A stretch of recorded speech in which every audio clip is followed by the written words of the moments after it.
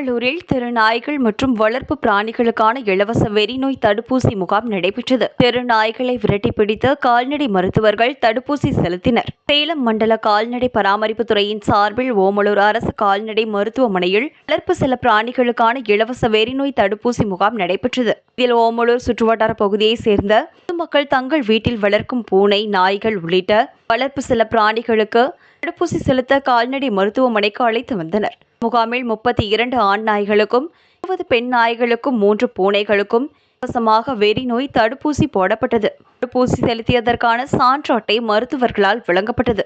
தொடர்ந்து ஓமலூர் சிறப்பு நிலை பேரூராட்சிக்குட்பட்ட பகுதிகளில் தெரியும் தெருநாய்களை பேரூராட்சி ஊழியர்கள் மற்றும் பிராணிகள் நல அமைப்பின் உதவியுடன் பிடித்து ஊசி போடப்பட்டது.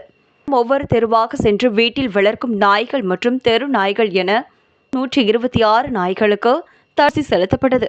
முகாமிற்கான ஏற்பாடுகளை ஓமலூர் கால்நடை மருத்துவமனை மருத்துவர் செய்திருந்தார்.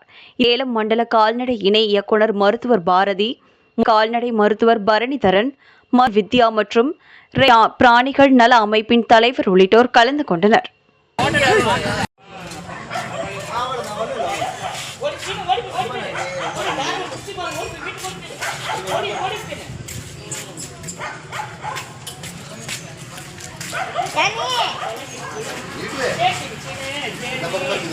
நம்ம